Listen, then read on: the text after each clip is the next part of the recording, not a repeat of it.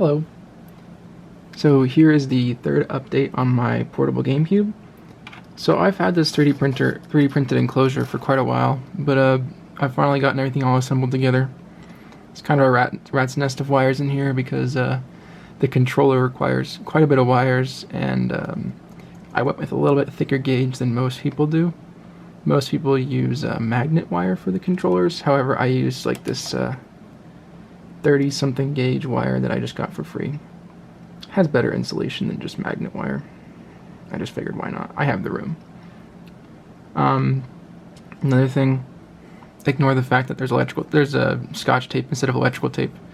I know it's not very insulating. It's very low voltage DC.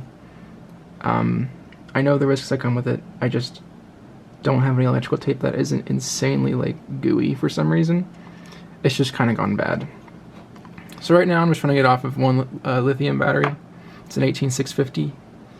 I'm probably going to be planning on putting 2 or 4, with all of them being in parallel to each other, so I can have 3.7 volts rather than like something like 7. I just need just a single battery. I don't need anything in series. So yeah, I'm just gonna turn it on. So all you gotta do is hold that for a few seconds. Turning it around. Also, if you're familiar with Portable Me, it's this software that someone created to allow you to portabilize your Wii console. It's not being updated anymore, so don't ask me how to do it, because they've completely shut the program down. They've made this new thing. It's called BB Loader for BitBuilt. I should update at some point, but I've got it in a working state, so I don't know if I'll actually be motivated enough to upgrade. Plus, I've been getting some weird issues where it doesn't actually want to upgrade. So yeah, here it is. Don't have a virtual memory card set up, but it works. I'm gonna choose my favorite characters. And I'll go ahead with Sherbetland. See, I have my L buttons, my R button, and Z button. Z button's using a really cheap tactile switch that I bought from a kit on Amazon. So probably coming straight off AliExpress, and someone's just reselling it with faster US shipping. So yeah, works well. I currently don't have the proper heatsink for it. I am planning on using a old graphics card heatsink with a fan combination. Right now I'm just using the stock heatsink that comes with the Nintendo Wii. It works well enough. Also, that was very bad luck that I got hit by that bomb right there. That's never happened like that before to me. And so some of the controls, the triggers are homemade by me. They use some sort of like lever spring kind of thing where the plastic just bends a little bit and it acts like a spring. The D-pad and the ABXY buttons are from a DS Lite, a red one. They actually came from my best friend, who I have been friends with since elementary school. So shout out to John for selling me his broken DS some number of years ago.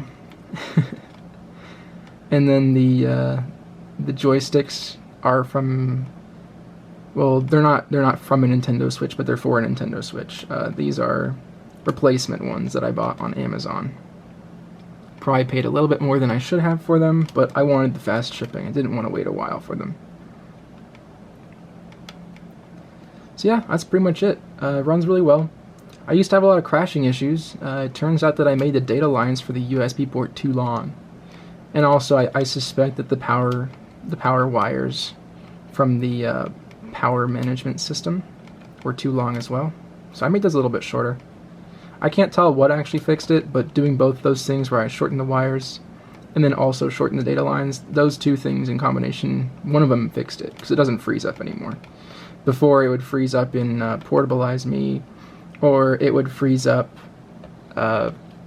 about like a couple minutes into a game. I never managed to get 5 minutes into a game before it froze. Now it doesn't freeze at all. I can leave it running as long as I want.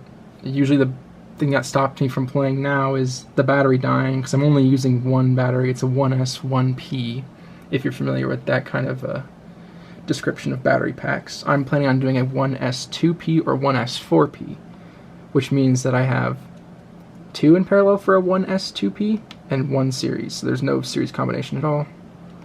Or I'm going to do 1S 4P, which is just 4 batteries all in parallel. I have to do a little bit of research before I do that. I want to make sure that all the batteries are properly charged before I put them in parallel, otherwise they're going to discharge into each other before, and then balance out. And I'm no battery mastermind or anything. I don't know. I'm assuming that's probably not safe. So I'm going to have to do a little bit of research into that before I figure out what I should be doing. Maybe I'll just buy a 18650 battery charger or something like that.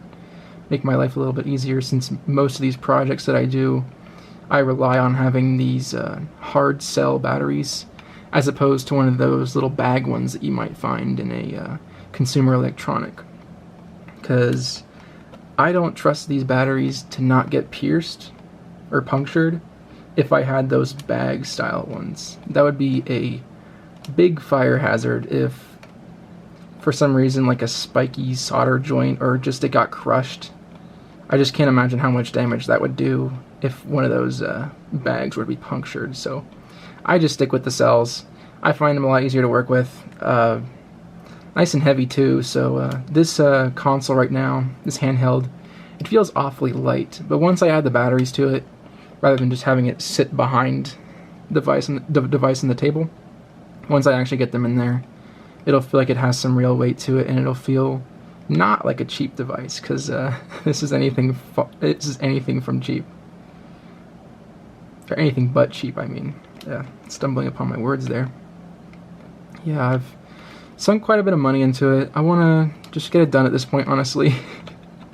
I've been working on it for a little bit too long. The motivation comes and goes, but I think I've gotten to a point where I'm just motivated to get it done because I can see the light at the end of the tunnel, finally.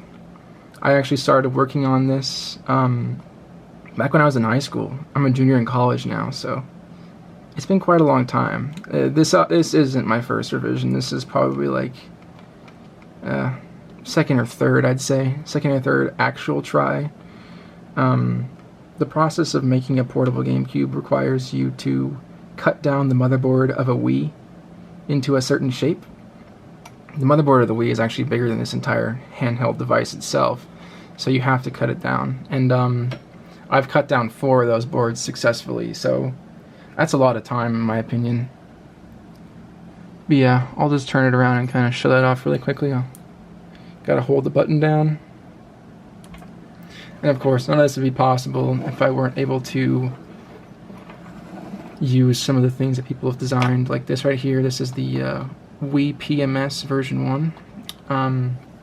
Yeah, this guy named Gman on the BitBuilt forums made this open source.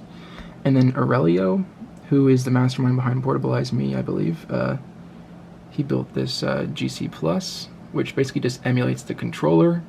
Instead of having to use an official controller or a knockoff controller in your build, you can just use this little microcontroller. Both of them are based on the PIC microcontroller, so that means that you'll probably have to get your hands on some sort of PIC programmer.